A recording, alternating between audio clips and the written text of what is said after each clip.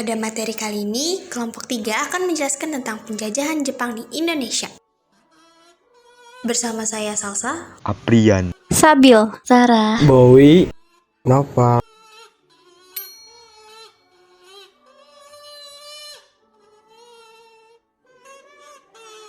Latar belakang bangsa Jepang menjajah Indonesia. Semua bermula dari Perang Dunia Kedua di Asia dikenal dengan Perang Pasifik atau Perang Asia Timur Raya, di mana Jepang berusaha membangun imperium atau sebuah kekaisaran di Asia.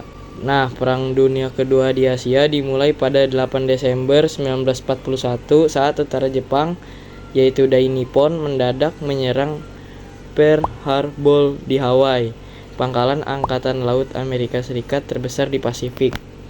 Pasukan Jepang dipimpin Laksamana Yamamoto bergerak sangat cepat menuju selatan termasuk ke Indonesia. Setelah Jepang menyerang Pearl Harbor, Gubernur Jenderal Hindia Belanda Alidius Tjarda van Starkenborgh Stadhouwer mengumumkan perang dengan Jepang.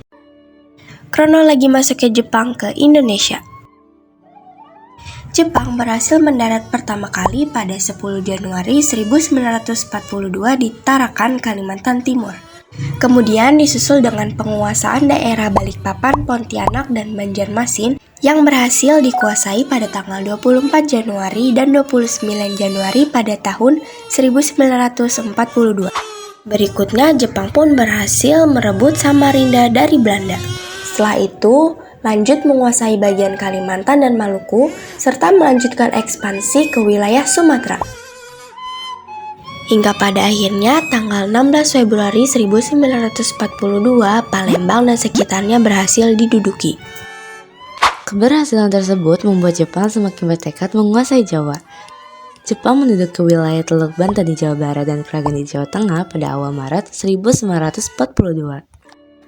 Akhirnya, Batavia atau Jakarta yang menjadi pusat pemerintahan kolonial Hindia Belanda direbut pada 5 Maret 1942, menyusul kemudian Bandung yang diambil alih 2 hari berselang. Belanda yang semakin terdesak terpaksa menyetujui untuk diadakan perundingan.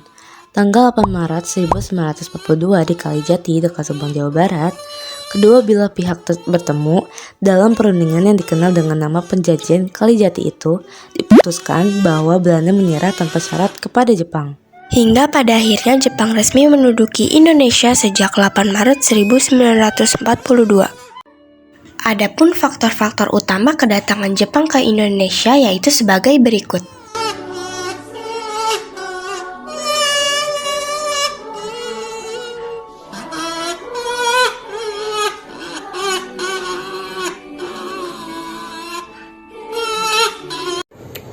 Besarnya wilayah jajahan Jepang tidak hanya meliputi seluruh Indonesia, Jepang juga pernah menjajah negara lain seperti Cina, Korea, dan Myanmar. Bisa dibayangkan betapa kuatnya kemiliteran Jepang kala itu ya. Dampak pendudukan penjajahan Jepang.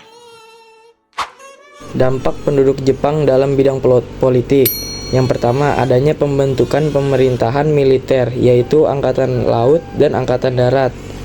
Dan selanjutnya, pada September 1943, PM Tojo berkunjung ke Indonesia dan menjanjikan kemerdekaan bagi bangsa Indonesia, kemudian dibentuknya BPUPKI. dampak pendudukan Jepang dalam bidang sosial. Pertama, adanya pekerjaan Romusa, yaitu sistem kerja paksa zaman Jepang yang sangat memprihatinkan keadaan penduduk Indonesia.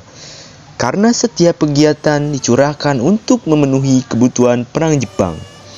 Karena adanya Romusa ini, maka banyak korban yang berjatuhan karena penyakit dan kelaparan. Kedua, pada masa ini banyak praktik perbudakan wanita atau Yugun Ianfu, sehingga banyak wanita muda Indonesia untuk menghibur perang Jepang. 3. Mulai kondisi yang sangat memprihatinkan dan sangat parah seperti kesulitan makanan, adanya penyakit, dan lainnya sehingga muncul tindak kriminal pada masa pendudukan Jepang dalam bidang sosial. dampak pendudukan Jepang dalam bidang ekonomi. Yang pertama, itu adalah adanya sistem autarki, yaitu pemenuhan kebutuhan daerah masing-masing dan menunjang kegiatan perang serta adanya sistem ekonomi perang. Yang kedua adalah eksploitasi sumber daya alam oleh Jepang dan juga mengeksploitasi sumber daya manusia sebagai kepentingan perang Jepang. Dan yang ketiga adalah krisis ekonomi dan inflasi terjadi sehingga rakyat sangat sengsara. Dampak pendudukan Jepang dalam bidang budaya. Yang pertama, adanya kebijakan Kinrohoshi, yaitu tradisi kerja bakti yang dilakukan secara bersama-sama. Yang kedua, adanya Seikirei, atau penghormatan ke arah Tokyo dengan badan dibukukan 90 derajat untuk Kaisar Jepang. Pada suatu upacara bendera kala, memukulkan badan, masyarakat juga disuruh untuk menyanyikan lagu kebangsaan negara Jepang. Inilah yang mempengaruhi bangsa Indonesia melakukan upacara dan menyanyikan lagu nasional, karena dahulu terbiasa akan adanya Seikirei ini. Dampak pendudukan Jepang dalam bidang pendidikan. Yang pertama, penggunaan bahasa Indonesia sebagai mata pelajaran wajib dan sebagai bahasa pengantar di seluruh sekolah. Yang kedua, dibentuknya sistem tahapan SD, SMP, dan SMA. Dan yang ketiga, para siswa diwajibkan untuk mengikuti latihan dasar kemiliteran, yaitu baris berbaris dan menyanyikan lagu kebangsaan Jepang. Adapun semboyan Jepang yang dibuat untuk menarik simpati para masyarakat Indonesia kala itu yang kita kenal sebagai semboyan 3A. Isi dari semboyan 3A tersebut yaitu yang pertama adalah Asia no Hikari Nippon yang artinya Jepang Cahaya Asia. Yang kedua yaitu Asia no Botai Nippon yang artinya Jepang Pelindung Asia. Yang terakhir yaitu Asia no Shidosha Nippon yang berarti Jepang Pemimpin Asia. Berakhirnya penjajahan bangsa Jepang di Indonesia. Berakhirnya masa pendudukan Jepang di Indonesia diawali dengan kekalahan yang mereka derita dari sekutu. Puncaknya ada pada saat pengeboman wilayah bagian Jepang setelah sekutu menjatuhkan bom atom di Hiroshima dan Nagasaki. Hiroshima dibom pada 6 Agustus 1945. 3 hari kemudian, pada 9 Agustus 1945, sekutu menjatuhkan bom di Nagasaki. 2 kota penting itu hancur oleh serangan sekutu sehingga membuat Jepang semakin tak berdaya. Setelah Hiroshima dan Nagasaki dibom, Jepang pun menyerah tanpa syarat kepada sekutu. Jepang resmi memutuskan menyerah tanpa syarat kepada sekutu pada tanggal 14 Agustus 1945. Dengan menyerahnya Jepang, Perang Dunia II pun resmi berakhir.